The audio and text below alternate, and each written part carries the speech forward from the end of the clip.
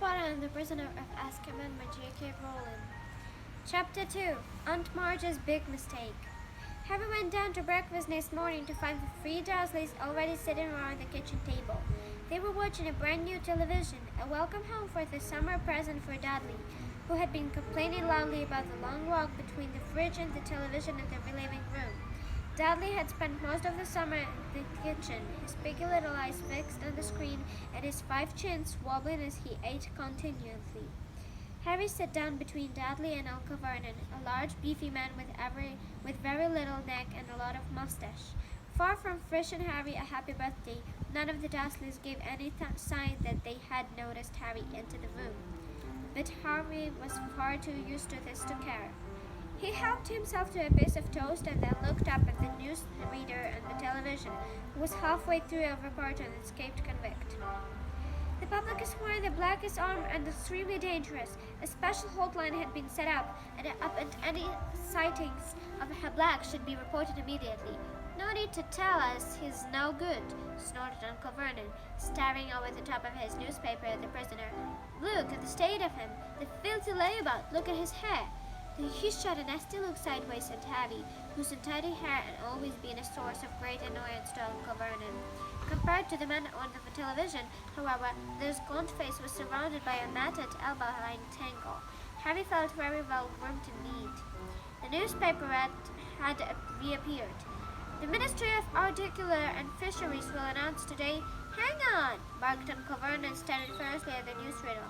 You didn't tell us where the maniacs escaped from. What use is that? Lunatic could be coming up the street right now. Aunt Petunia, who was bonny and horse-faced, whipped around and reappeared instantly out of the kitchen window. Harry knew Aunt Petunia would simply love to be one to call the hotline number. She was the noisiest woman in the world and spent most of her life spying on her bony, law-abiding neighbors. When will they learn? Said Uncle Vernon, pounding the table with large purple fist. That's hanging the only way to deal with these people. Very true, said Aunt Petunia, who was still squinting at next door runner beans. Uncle Vernon drained his teacup, glanced at his watch and added, I'd better be off in a minute, Petunia. Marge's train gets up in at 10. Harry, whose thoughts had been obsessed with the broomstick servicing kit, was though back to earth with an unpleasant bump. Aunt Marge? He blurted out. She's not coming here, is she? Aunt Marge was Uncle Vernon's sister. Even though she was not a blood relative of Harry, whose mother had been Aunt Petunia's sister, he had been forced to call her aunt all his life. Aunt Marge lived in the country, in a house with a large garden, where she bred wild dogs. She didn't often stay in private why, because she couldn't bear to leave her precious dogs, but each of her wishes stood out horribly vividly in Harry's mind. At Dudley's 5th birthday party, Aunt Marge had whacked Harry around the shins with her walking stick to stop him beating Dudley at his musical statues. A few years later, she had turned up at Christmas with a computerized robot for Dudley and a box of dog biscuits for Harry. On her last visit, the year before Harry had started at Hogwarts, Harry had accidentally trotted on the new paw of her favorite dog.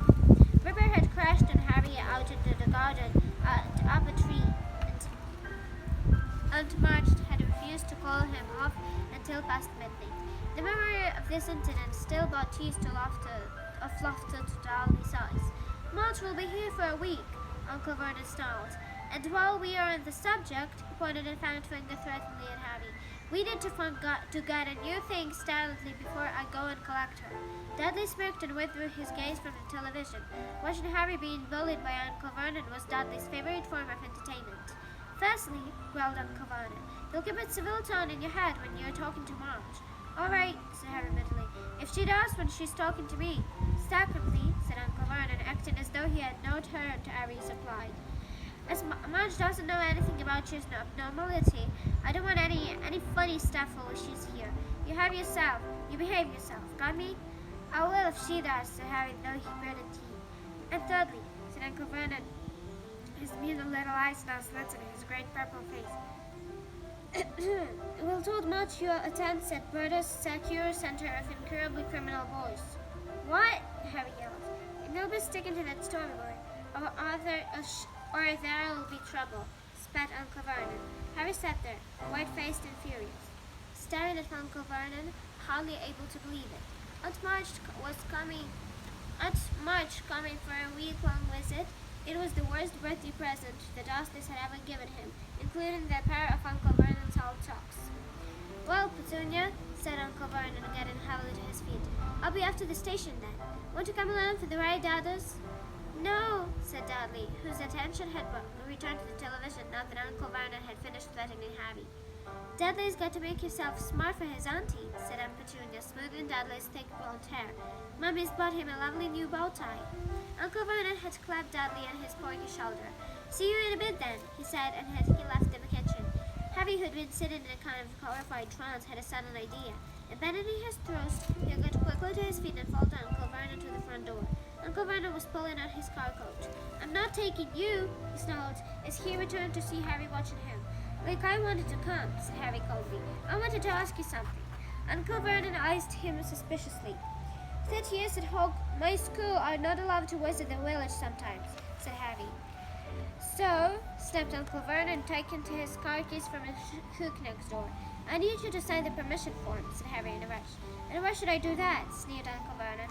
Well, said Harry, choosing his words carefully, it'll be hard work pretending to Aunt Marge and go to that St. Buddhist cure for incurably criminal boys, bellowed Uncle Vernon, and Harry was pleased to hear a definite note of panic in Uncle Vernon's voice. Exactly, said Harry, looking calmly up into Uncle Vernon's large, purple face. It's a lot to remember. I'll have to make it sound convincing, won't I? What if I accidentally let something slip? You'll get the stuffing knocked out of you, won't you? Roared Uncle Vernon, advancing on Harry's first fist laced. But Harry stood on his ground. So knocking the stuffing out of me won't make Aunt Marge forget that I could tell her, he said grimly. Uncle Vernon stopped, his fist still raised his fangs and ugly pierce. But if you send my permission form, Harry went on quickly, I swear I'll remember where I'm supposed to go to school and I'll act like a muggle, like I'm a normal and everything. Harry could tell that Uncle Vernon was thinking it over, even if his teeth were bright and Ian was dropping his stample. Right, he snapped finally. After March visit, I shall monitor your behavior carefully during March visits. If at the end of it, you toed the line and kept that story, I'll sign your pretty form. But he wheeled around, pulled over the front door, and slapped it so hard the other of the little pencils glided up the lot. Harry didn't return to the kitchen. He went back upstairs to his bedroom. If he was going to act like a real muggle, he better start now. Slowly and sadly he gathered up all his presents and his birthday cards and set him under the loose floorboard with his homework. Then he went to Hedwig's cage. Errol seemed to be half-covered. He and Hedwig were both asleep, heads under the wings. Harry sighed, then poked them both awake. Hedwig, he said gloomily, you're going to have to clear up for a week. Go with Errol. Ron will look after you. I'll write him a note explaining. Now don't look at me like that. Hedwig's large eyebrows were reproachful. It's not my fault. It's the only way I'll be allowed to visit Hogsmeade with Ron and Hermione. 10 minutes later, Ella and Hedwig, who had a note to Ron bound to her bag, soared out of the window and out of sight. Harry, now feeling thoroughly miserable, put the empty cage outside the wardrobe. But Harry didn't have long to brood. In next no time, Aunt Petunia was shrieking up the stairs for Harry to come down and get ready to welcome their guest. Do something about your hair, Aunt Petunia snapped as he reached the call. Harry couldn't see the point of trying to make his hair lie flat. Aunt Marge loved to criticize him, so the untidier he looked, the happier she should be. All too soon, there was a crunch of gravel outside, as Uncle Vernon's car pulled back into the driveway, then the clunk of the car doors and footsteps in the garden path. Get the door, Aunt Petunia hissed at Harry. A feeling of great gloom in his stomach, Harry pulled the door open. On the threshold stood Aunt Marge. She was very like Uncle Vernon, large, beefy, and purple-faced. She even had a mustache, though not as bushy as his. In one hand she held an enormous suitcase, and tucked under the other was an old and evil-tempered bulldog. Where's my daddies? Glowed Aunt Marge. Where's my necky Pooh? Belleville came waddling around the hall, his blonde hair plastered flat on his flat head, and a bow tie just visible under his many chins. Aunt Marge thrust the suitcase into Harry's stomach, knocking the wind out of him, seized Dudley in his tight one-armed hug, and planted a large kiss on his cheek. Harry knew perfectly well that Dudley only put up with Aunt Marge hugs because he was well paid for it, and sure enough, When they broke apart, Dudley had a crisp 20-pound note clutched in his fat fist. Petunia! Shouted Aunt Marge, striding past Harry as though he was a headstand. Aunt Marge and Aunt Petunia kissed, or rather, Aunt Marge bore her large jaw against Aunt Petunia's bony cheekbone. Uncle Vernon now came in, smiling jovially as she shut the door. Tea, Marge? He said. And what will Ripper take?